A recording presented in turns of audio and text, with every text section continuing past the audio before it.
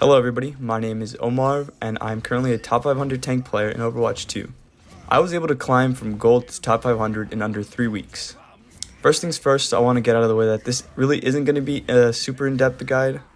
I mean, you might be able to take away a few things from this, but this is mostly what worked for me as a tank player and what worked with my playstyle. However, I would love to make a tank guide. If anyone's interested in that, just let me know, especially for Reinhardt and Winston. I think it'd be a little bit different than all these other guides because it's coming from a hardstuck player in comparison to people who have been like top 500 since the game came out, basically.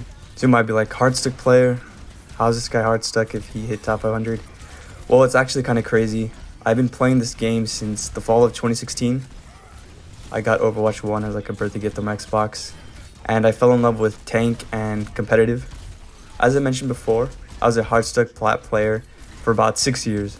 I know, it's pretty crazy. I finished maybe like 2 or 3 seasons in Diamond.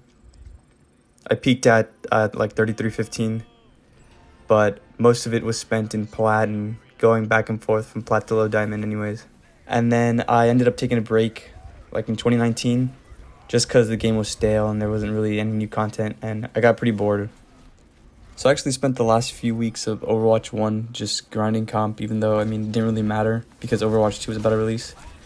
But as soon as Overwatch 2 released, I made the mistake of playing competitive on the first day. So that really like screwed up my placements. I went 7 and 8, I'm pretty sure, before I got ranked, with 3 of those games being DCs. And I ended up getting placed in Gold 1, and I was pretty bummed out. I mean, I didn't have it as bad as other people though, because some people got placed in Bronze 5. I can't imagine. So let's get into the changes. As a main tank player in Overwatch 1, I relied heavily on my off-tank buddy, but, you know, they're not here anymore, rest in peace. So you gotta take a lot of the responsibility now as a tank player, whether you play main tank or off-tank. I spent the first week really trying to understand the new tank role, because in my opinion, it's definitely not the same as Overwatch 1. I think it's completely different. But I said screw the meta and started focusing on the heroes that I love playing. So I put a lot of time into Reinhardt and Winston, occasionally D.Va, depending on like the map or whoever heroes the other team has. And I started winning and I started climbing. So I went from Gold 1 to Plat 4 to Plat 2 to Plat 1. And I stayed there for a second competitive update. And then I hit Diamond 4, then Diamond 2, then Masters 5. I stayed there twice, and I'm currently Masters 4 and got promoted to the top 500. I'm currently in the low 400s on the leaderboard just because I haven't played in a little bit. And it blows my mind because I'm so close to people that I used to spend hours watching and learning from, which is why I kind of wanted to make this video to maybe help someone else, even though it isn't like too crazy of a guide. I hope you guys take a little bit of information or even inspiration from this. I know it's just a game, but it's cool to me. So this is what I did. I really changed my playstyle. As I said before, I feel personally that the tank role is like completely different. It's a combination of both what the off tank and main tanks used to do. So if you're used to playing just main tank, or if you're used to just playing off tank in Overwatch 1, I think you really had to change it up. So the main goal of being a tank player hasn't changed. That's to create space. Whatever you do, just do not stand still. Even if you move an inch forward, you're at least gaining ground. Because I've seen other tank players that they just stand there and either hold their shield up or defense matrix, and their teammates just die around them when they're not doing anything but standing. Sometimes you just have to press W key and send it. Another point I like to make is peeling. I know a lot of people have said that with the removal of the off tank, it was going to be a lot harder to peel. I do think that's the case. It is a little bit harder, but it's not impossible. I feel like I've had a lot of situations where I have to peel as Winston or even Ryan, and we win the team fight just because I turned around to go kill the diving Genji in comparison to the other tank player that was just trying to get some kills. So yeah, without off tanks, I think it's your job as a tank player to be in a little bit of everything, whether that's following a dive, starting a dive, holding your ground, and or peeling. So now that you have like the basic idea of what you're supposed to be doing as a tank, that being creating space and peeling, I'd have to say that your next priority as a tank player in Overwatch 2 should be kill the healers. Playing against a lot of Zarya players, I have made it my mission to find out the best ways to play around her. And one of the best things that I found that actually works for basically every hero and every game is to go after the healers. I'm sorry, support mains, but that's just the way it is in this game. So an example would be like playing Reinhardt or Winston and having the Zarya burn her bubbles on her supports rather than herself. And then you could either melt her or you could just dive on the supports and kill them. And personally, what fits my playstyle is aggression. I love playing Ryan and charging, especially with the new cancel feature. Just charging in to create space and to narrow the gap in between the enemy team, and then you just start swinging and you'll kill things eventually, right? But that being said, don't go too crazy and overextend. I've witnessed tank players try to spawn camp while their team is just being obliterated in the back. Create space to go forward, but know your limits, you know? Next, I'd have to say that track the enemy tank. Know where they are and know their ult status if you can. Especially like Ryan versus Ryan, you track shatters so that you could block them. And next, I'd like to say that use the terrain to your advantage.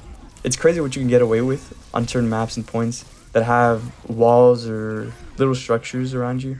Especially push, I really like the new game mode because you could dance around the objective and use it to block skill shots or just damage in general. As a Ryan player, I love dancing around walls or the push objective or even the payload because you don't have to use your shield. It'll just block the damage for you. So another tip I have about climbing the rank ladder in Overwatch 2 is to solo queue or to not solo queue. In my opinion, if you can get a duo, no matter what role they play, I mean, obviously if it's not tank, your chances of winning is just so much higher. It's actually crazy. Having just one teammate with a brain that you can communicate with or coordinate something can really change the outcome of a game. With that being said, I'd have to say as a tank player, communication is key. Use the in-game voice chat, please. I know I play a lot of games and people just stay quiet, they don't say anything. It's actually really good when it comes to coordinating things. So you're going to use that communication to let your teammates know that you're the carry, right? That you're the kid. Ask for heals, ask for ults to be used on you, because once the tank goes down, it all goes down. There are also a lot of synergies and combos that you have as a tank player. My favorite has to be Kiriko Ryan. It's just so good. But you also have like Nano Winston, Nano Ryan, Lucio Speed and Ryan, like Genji Winston and other dives. I mean, there's so many combos and synergies, but I'd like to save that for a more in-depth guide video. So one thing I heard about Overwatch 2 before the game came out was the saying that, oh, counter-picking is going to be gone. I know that the devs wanted to push that, but in my opinion, I think this game is still very rock, paper, scissors. You got like Winston beats Zarya, Zarya beats Diva, Diva beats Winston, and those are all like the meta picks right now.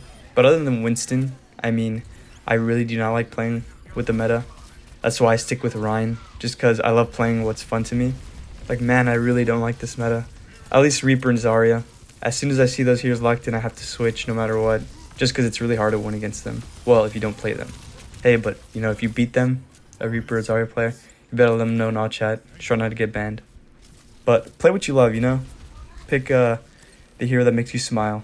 Unless it's Doomfist, then good luck, right? And that basically sums up this mini guide / story time, I guess. I'm not much of a YouTuber, so if you guys like or hate this, let me know. Also, if you guys would like to see that more in-depth guide on tanks, especially like Ryan or Winston, just let me know too. Because I feel like I kind of play differently than all these other like pro players, especially Reinhardt. I love his charge cancel. I feel like you can do so many cool plays and interactions now. I hope this shows you guys that it is possible to climb, especially after being hard stuck. I remember the dark days of Overwatch 1 being platinum for like 3 years before I finally hit diamond, searching up YouTube videos and watching, you know, Miro montages and XQC and Flats and all these other players play tank and wanting to be like them. And now I'm only like a few spots away, you know? It's kind of cool to me. If I can make it, you guys can make it, definitely. And other than that, don't stop climbing. You guys got this. Alrighty, I hope I see you guys in another video. Peace.